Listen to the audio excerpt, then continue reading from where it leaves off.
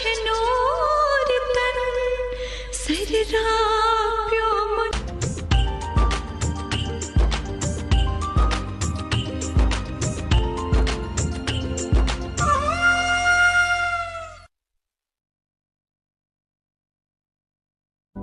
मेरे प्यारे देशवासियों, नमस्कार। मन की बात का ये 91वां एपिसोड है। हम लोगों ने पहले इतनी सारी बातें की है, अलग अलग विषयों पर अपनी बात साझा की है, लेकिन इस बार मन की बात बहुत खास है। इसका कारण है इस बार का स्वतंत्रता दिवस, जब भारत अपनी आजादी के 75 वर्ष पूरे करेगा। हम सभी बहुत अद्भुत और ऐतिहासिक पल के गवाह बनने जा रहे हैं। ईश्वर ने ये हमें बहुत बड़ा सौभाग्य दिया है। आप भी सोचिए, अगर हम गुलामी के दौर में पैदा हुए होते तो इस दिन की कल्पना हमारे लिए कैसी होती। गुलामी से मुक्ति की वो तड़प, पराधीनता की बेड़ियों से आजादी की वो बेचैनी कितनी बड़ी रही होगी। वो दिन जब हम हर दिन लाखों लाख देशवासियों को आजादी के लिए लड़ते, जूझते, बलिदान देते देख रहे होते। जब हम हर सुबह इस सपने के साथ जग रहे होते कि मेरा हिंदुस्तान कब आजाद होगा, और हो सकता है हमारे जीवन में वो भी दिन आता जब वंदे मातरम और भारत माँ की जय बोलते हुए हम आने वाली पीढ़ियों के लिए अपना जीवन समर्पित कर देते, जवानी खपा देते। साथियों, 31 जुलाई यानी आज ही के दिन हम सभी देशवासी शहीद उधम सिंह जी की शहादत को नमन करते हैं। मैं से अन्य सभी महान क्रांतिकारियों को अपनी विनम्र श्रद्धांजलि अर्पित करता हूं, जिन्होंने देश के लिए अपना सर्वस्व न्योछावर कर दिया। साथियों, मुझे ये देखकर बहुत खुशी होती है कि आजादी का अमृत महोत्सव एक जन आंदोलन का रूप ले रहा है। सभी क्षेत्रों और समाज के हर वर्ग के लोग इससे जुड़े अलग अलग कार्यक्रमों में हिस्सा ले रहे हैं। ऐसे ही एक कार्यक्रम इस महीने की शुरुआत में मेघालय में हुआ। मेघालय के बहादुर योद्धा यू टिरोत सिंह जी की पुण्यतिथि पर लोगों ने उन्हें याद किया। टिरोत सिंह जी ने खासी हिल्स पर नियंत्रण करने और वहां की संस्कृति पर प्रहार करने की अंग्रेजों की साजिश का जमकर विरोध किया था। इस कार्यक्रम में बहुत सारे कलाकारों ने सुंदर प्रस्तुतियां दी, इतिहास को जिंदा कर दिया। इसमें एक कार्निवल का आयोजन भी किया गया, जिसमें मेघालय की महान संस्कृति को बड़े ही खूबसूरत तरीके से दर्शाया गया। अब से कुछ हफ्ते पहले कर्नाटका में अमृता भारती कन्नडार्थी नाम का एक अनूठा अभियान भी चलाया गया। इसमें राज्य की 75 जगहों पर आजादी के अमृत महोत्सव से जुड़े बड़े भव्य कार्यक्रम आयोजित किए गए। इनमें कर्नाटका के महान स्वतंत्रता सेनानियों को याद करने के साथ ही स्थानीय साहित्यिक उपलब्धियों को भी सामने लाने की कोशिश की गई। साथियों, इसी जुलाई में एक बहुत ही रोचक प्रयास हुआ है, जिसका नाम है आजादी की रेलगाड़ी और रेलवे स्टेशन। इस प्रयास का लक्ष्य है कि लोग आजादी की लड़ाई में भारतीय रेल की भूमिका को जानें। देश में अनेक ऐसे रेलवे स्टेशन हैं जो स्वतंत्रता आंदोलन के इतिहास से जुड़े हैं। आप भी इन रेलवे स्टेशनों के बारे में जानकर हैरान होंगे। झारखंड के गोमो जंक्शन को अब आधिकारिक रूप से नेताजी सुभाष चंद्र बोस जंक्शन गोमो के नाम से जाना जाता है। जानते हैं क्यों? दरअसल इसी स्टेशन पर कालका मेल में सवार होकर नेताजी सुभाष ब्रिटिश अफसरों को चकमा देने में सफल रहे थे। आप सभी ने लखनऊ के पास काकोरी रेलवे स्टेशन का नाम भी जरूर सुना होगा। इस स्टेशन के साथ राम प्रसाद बिस्मिल और अशफाक उल्लाह खान जैसे जाबाजों का नाम जुड़ा है। यहां ट्रेन से जा रहे अंग्रेजों के खजाने को लूटकर वीर क्रांतिकारियों ने अंग्रेजों को अपनी ताकत का परिचय करा दिया था। आप जब कभी तमिलनाडु के लोगों से बात करेंगे तो आपको थुथुकुडी जिले के वांची मणियाच्ची जंक्शन के बारे में जानने को मिलेगा। ये स्टेशन तमिल स्वतंत्रता सेनानी वांची नाथन जी के नाम पर है। ये वही स्थान है जहां 25 साल के युवा वांची ने ब्रिटिश कलेक्टर को उसके किए की सजा दी थी। साथियों, ये लिस्ट काफी लंबी है। देश भर के 24 राज्यों में फैले ऐसे 75 रेलवे स्टेशनों की पहचान की गई है। इन 75 स्टेशन को बहुत ही खूबसूरती से सजाया जा रहा है। इनमें कई तरह के कार्यक्रमों का भी आयोजन हो रहा है। आपको भी समय निकालकर अपने पास के ऐसे ऐतिहासिक स्टेशन पर जरूर जाना चाहिए। आपको स्वतंत्रता आंदोलन के ऐसे इतिहास के बारे में विस्तार से पता चलेगा जिनसे आप अनजान रहे हैं। मैं आसपास के स्कूल के विद्यार्थियों से आग्रह करूंगा, टीचर से आग्रह करूंगा कि अपने स्कूल के छोटे छोटे बच्चों को लेकर के जरूर स्टेशन पे जाएं और पूरा घटनाक्रम उन बच्चों को सुनाएं, समझाएं। मेरे प्यारे देशवासियों, आजादी के अमृत महोत्सव के तहत 13 से 15 अगस्त तक एक स्पेशल मूवमेंट हर घर तिरंगा का आयोजन किया जा रहा है। इस मूवमेंट का हिस्सा बनकर 13 से 15 अगस्त तक आप अपने घर पर तिरंगा जरूर फहराएं या उसे अपने घर पर लगाएं। तिरंगा हमें जोड़ता है, हमें देश के लिए कुछ करने के लिए प्रेरित करता है। मेरा एक सुझाव ये भी है कि 2 अगस्त से 15 अगस्त तक हम सभी अपनी सोशल मीडिया प्रोफाइल पिक्चर में तिरंगा लगा सकते हैं। वैसे क्या आप जानते हैं, 2 अगस्त का हमारे तिरंगे से एक विशेष संबंध भी है। इसी दिन पिंगली वेंकैया जी की जन्म जयंती होती है, जिन्होंने हमारे राष्ट्रीय ध्वज को डिजाइन किया था। मैं उन्हें आदरपूर्वक श्रद्धांजलि अर्पित करता हूं। अपने राष्ट्रीय ध्वज के बारे में बात करते हुए मैं महान क्रांतिकारी मैडम कामा को भी याद करूंगा।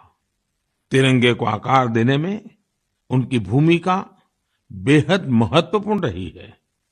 साथियों, आजादी के अमृत महोत्सव में हो रहे इन सारे आयोजनों का सबसे बड़ा संदेश यही है कि हम सभी देशवासी अपने कर्तव्य का पूरी निष्ठा से पालन करें। तभी हम उन अनगिनत स्वतंत्रता सेनानियों का सपना पूरा कर पाएंगे, उनके सपनों का भारत बना पाएंगे। इसलिए हमारे अगले 25 साल का यह अमृतकाल हर देशवासी के लिए कर्तव्य काल की तरह है। देश को आजाद कराने हमारे वीर सेनानी हमें ये जिम्मेदारी देकर गए हैं और हमें इसे पूरी तरह निभाना है। मेरे प्यारे देशवासियों, कोरोना के खिलाफ हम देशवासियों की लड़ाई अब भी जारी है। पूरी दुनिया आज भी जूझ रही है। होलिस्टिक हेल्थ केयर में लोगों की बढ़ती रुचि ने इसमें सभी की बहुत मदद की है। हम सभी जानते हैं कि इसमें भारतीय पारंपरिक पद्धतियां कितनी उपयोगी हैं। कोरोना के खिलाफ लड़ाई में आयुष ने तो वैश्विक स्तर पर अहम भूमिका निभाई है। दुनिया भर में आयुर्वेद और भारतीय औषधियों के प्रति आकर्षण बढ़ रहा है। ये एक बड़ी वजह है कि आयुष एक्सपोर्ट में रिकॉर्ड तेजी आई है और ये भी बहुत सुखद है कि इस क्षेत्र में कई नए स्टार्टअप्स भी सामने आ रहे हैं। हाल ही में एक ग्लोबल आयुष इन्वेस्टमेंट और इनोवेशन समिट हुई थी। आप जानकर हैरान होंगे कि इसमें करीब 10,000 करोड़ रुपए के इन्वेस्टमेंट प्रपोजल्स मिले हैं। एक और बड़ी अहम बात ये हुई है कि कोरोना काल में औषधीय पौधों पर रिसर्च में भी बहुत वृद्धि हुई है। इस बारे में बहुत सी रिसर्च स्टडीज पब्लिश हो रही हैं। निश्चित रूप से एक अच्छी शुरुआत है। साथियों, देश में विभिन्न प्रकार के औषधीय पौधों और जड़ी बूटियों को लेकर एक और बेहतरीन प्रयास हुआ है। अभी अभी जुलाई महीने में इंडियन वर्चुअल हर्बेरियम को लॉन्च किया गया। यह इस बात का भी उदाहरण है कि कैसे हम डिजिटल वर्ल्ड का इस्तेमाल अपनी जड़ों से जुड़ने में कर सकते हैं। Indian virtual herbarium preserve plants या प्लांट पार्ट्स की डिजिटल इमेजेस का एक रोचक संग्रह है जो कि वेब पर फ्रीली अवेलेबल है। इस वर्चुअल हर्बेरियम पर अभी लाख से अधिक स्पेसिमेंस और उनसे जुड़ी साइंटिफिक इंफॉर्मेशन उपलब्ध है। वर्चुअल हर्बेरियम में भारत की बॉटनिकल डाइवर्सिटी की समृद्ध तस्वीर भी दिखाई देती है। मुझे विश्वास है इंडियन वर्चुअल हर्बेरियम भारतीय वनस्पतियों पर रिसर्च के लिए एक इम्पोर्टेंट रिसोर्स बनेगा। मेरे प्यारे देशवासियों, मन की बात में हम हर बार देशवासियों की ऐसी सफलताओं की चर्चा करते हैं जो हमारे चेहरे पर मीठी मुस्कान बिखेर देती है। अगर कोई सक्सेस स्टोरी मीठी मुस्कान भी बिखेरे और स्वाद में भी मिठास भरे, तब तो आप इसे जरूर सोने पर सुहागा कहेंगे। हमारे किसान इन दिनों शहद के उत्पादन में ऐसा ही कमाल कर रहे हैं। शहद की मिठास हमारे किसानों का जीवन भी बदल रही है, उनकी आय भी बढ़ा रही है। हरियाणा में यमुनानगर में एक मधुमक्खी पालक साथी रहते हैं, सुभाष कंबोज जी। सुभाष जी ने वैज्ञानिक तरीके से मधुमक्खी पालन का प्रशिक्षण लिया। इसके बाद उन्होंने केवल 6 बॉक्स के साथ अपना काम शुरू किया था। आज वो करीब 2000 बॉक्सेस में मधुमक्खी पालन कर रहे हैं। उनका शहद कई राज्यों में सप्लाई होता है।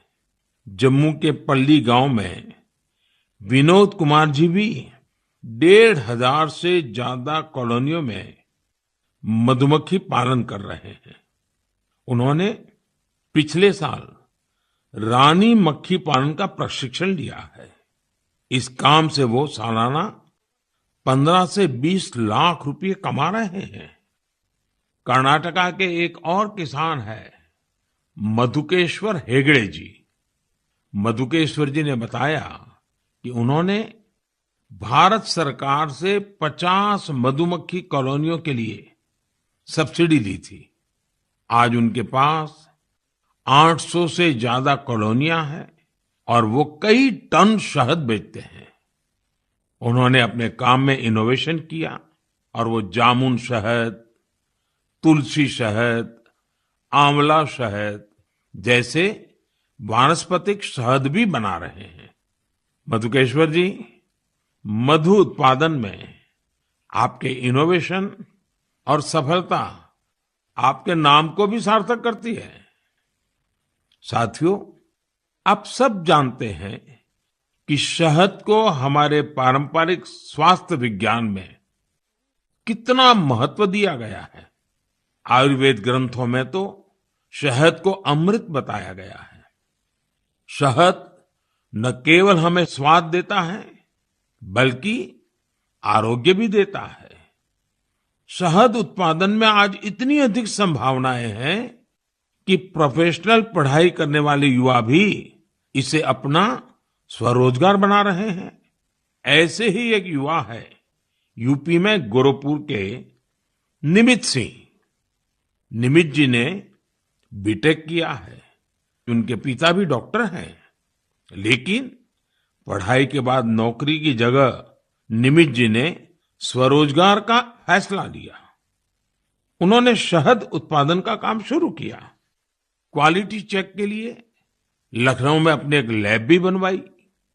निमित जी अब शहद और बी वैक्स से अच्छी कमाई कर रहे हैं और अलग अलग राज्यों में जाकर किसानों को प्रशिक्षित भी कर रहे हैं। ऐसे युवाओं की मेहनत से ही आज देश इतना बड़ा शहद उत्पादक बन रहा है। आपको जानकर खुशी होगी कि देश से शहद का निर्यात भी बढ़ गया है। देश ने national bee keeping and honey mission जैसे अभियान चलाए। किसानों ने पूरा परिश्रम किया और हमारे शहद की मिठास दुनिया तक पहुंचने लगी। अभी इस क्षेत्र में और भी बड़ी संभावनाएं मौजूद है।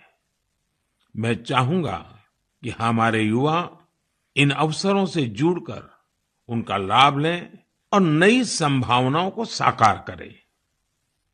मेरे प्यारे देशवासियों, मुझे हिमाचल प्रदेश से मन की बात के एक श्रोता श्रीमान आशीष बहल जी का एक पत्र मिला है।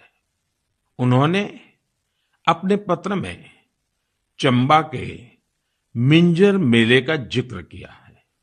दरअसल मिंजर मक्के के फूलों को कहते हैं। जब मक्के में मिंजर आते हैं तो मिंजर मेला भी मनाया जाता है और इस मेले में देश भर के पर्यटक दूर दूर से हिस्सा लेने के लिए आते हैं। संयोग से मिंजर मेला इस समय चल भी रहा है। आप अगर हिमाचल घूमने गए हुए हैं तो इस मेले को देखने चंबा जा सकते हैं। चंबा तो इतना खूबसूरत है कि यहाँ के लोक गीतों में बार बार कहा जाता है, चंबे एक दिन ओना कने महीना रहना। यानी जो लोग एक दिन के लिए चंबा आते हैं वे इसकी खूबसूरती देखकर महीने भर यहां रह जाते हैं। साथियों, हमारे देश में मेलों का भी बड़ा सांस्कृतिक महत्व रहा है। मेले जन मन दोनों को जोड़ते हैं। हिमाचल में वर्षा के बाद जब खरीफ की फसलें पकती हैं, तब सितंबर में शिमला, मंडी, कुल्लू और सोलन में सैरी या सैर भी मनाया जाता है। सितंबर में ही जागरा भी आने वाला है। जागरा के मेलों में महासू देवता का आह्वान करके बीसू गीत गाए जाते हैं। महासू देवता का ये जागर हिमाचल में शिमला, किन्नौर और सिरमौर के साथ साथ उत्तराखंड में भी होता है। साथियों, हमारे देश में अलग अलग राज्यों में आदिवासी समाज के भी कई पारंपरिक मेले होते हैं। इनमें से कुछ मेले आदिवासी संस्कृति से जुड़े हैं तो कुछ का आयोजन आदिवासी इतिहास और विरासत से जुड़ा है। जैसे कि आपको अगर मौका मिले तो तेलंगाना के मेडारम का 4 दिवसीय समक्का सरलम्मा जात्रा मेला देखने जरूर जाइए। इस मेले को तेलंगाना का महाकुंभ कहा जाता है। सरलम्मा जात्रा मेला 2 आदिवासी महिला नायिकाओं समक्का और सरलम्मा के सम्मान में मनाया जाता है। ये तेलंगाना ही नहीं बल्कि छत्तीसगढ़, महाराष्ट्र और आंध्र प्रदेश के कोया आदिवासी समुदाय के लिए आस्था का बड़ा केंद्र है। आंध्र प्रदेश में मारीदम्मा का मेला भी आदिवासी समाज की मान्यताओं से जुड़ा बड़ा मेला है। मारीदम्मा मेला ज्येष्ठ अमावस्या से आषाढ़ अमावस्या तक चलता है और यहाँ का आदिवासी समाज इसे शक्ति उपासना के साथ जोड़ता है। यहीं पूर्वी गोदावरी के पेद्दापुरम में मरीदम्मा मंदिर भी है। इसी तरह राजस्थान में गरासिया जनजाति के लोग वैशाख शुक्ल चतुर्दशी को सियावा का मेला या मनखारो मेला का आयोजन करते हैं। छत्तीसगढ़ में बस्तर के नारायणपुर का मावली मेला भी बहुत खास होता है। पास ही मध्य प्रदेश का भगोरिया मेला भी खूब प्रसिद्ध है। कहते हैं कि भगोरिया मेले की शुरुआत राजा भोज के समय में हुई है। तब भील राजा कासूमरा और बालून ने अपनी अपनी राजधानी में पहली बार ये आयोजन किए थे। तब से आज तक ये मेले उतने ही उत्साह से मनाए जा रहे हैं। इसी तरह गुजरात में तरणेतर और माधवपुर जैसे कई मेले बहुत मशहूर है। मेले अपने आप में हमारे समाज जीवन की ऊर्जा का बहुत बड़ा स्रोत होते हैं। आपके आसपास भी ऐसे ही कई मेले होते होंगे। आधुनिक समय में समाज की पुरानी कड़ियां एक भारत श्रेष्ठ भारत की भावना को मजबूत करने के लिए बहुत जरूरी है। हमारे युवाओं को इनसे जरूर जुड़ना चाहिए और आप जब भी ऐसे मेलों में जाएं, वहां की तस्वीरें सोशल मीडिया पर भी शेयर करें। आप चाहें तो किसी खास हैशटैग का भी इस्तेमाल कर सकते हैं। इससे उन मेलों के बारे में दूसरे लोग भी जानेंगे। आप कल्चर मिनिस्ट्री की वेबसाइट पर भी तस्वीरें अपलोड कर सकते हैं। अगले कुछ दिन में कल्चर मिनिस्ट्री एक कंपटीशन भी शुरू करने जा रही है, जहां मेलों की सबसे अच्छी तस्वीरें भेजने वालों को इनाम भी दिया जाएगा। तो फिर देर नहीं कीजिए, मेलों में घूमिए, उनकी तस्वीरें साझा करिए और हो सकता है आपको इसका इनाम भी मिल जाए। मेरे प्यारे देशवासियों, आपको ध्यान होगा मन की बात के एक एपिसोड में मैंने कहा था कि भारत के पास टॉयज एक्सपोर्ट्स में पावर हाउस बनने की पूरी क्षमता है। मैंने स्पोर्ट्स और गेम्स में भारत की समृद्ध विरासत की खास तौर पर चर्चा की थी। भारत के स्थानीय खिलौने परंपरा और प्रकृति दोनों के अनुरूप होते हैं, इको फ्रेंडली होते हैं। मैं आज आपके साथ भारतीय खिलौनों की सफलता को शेयर करना चाहता हूं। हमारे यंगस्टर्स, स्टार्टअप्स और एंटरप्रेन्योर्स के बूते हमारी टॉय इंडस्ट्री ने जो कर दिखाया है, जो सफलताएं हासिल की है, उसकी किसी ने कल्पना भी नहीं की होगी। आज जब भारतीय खिलौनों की बात होती है तो हर तरफ वोकल फॉर लोकल की ही गूंज सुनाई दे रही है। आपको ये जानकर भी अच्छा लगेगा कि भारत में अब विदेश से आने वाले खिलौनों की संख्या लगातार कम हो रही है। पहले जहां 3,000 करोड़ रुपए से ज्यादा के खिलौने बाहर से आते थे, वहीं अब इनका आयात 70% तक घट गया है। और खुशी की बात ये कि इसी दौरान भारत ने 2,600 करोड़ रुपए से अधिक के खिलौनों को विदेशों में निर्यात किया है, जबकि पहले 300-400 करोड़ रुपए के खिलौने ही भारत से बाहर जाते थे। और आप तो जानते ही हैं कि ये सब कोरोना काल में हुआ है। भारत के टॉय सेक्टर ने खुद को ट्रांसफॉर्म करके दिखा दिया है।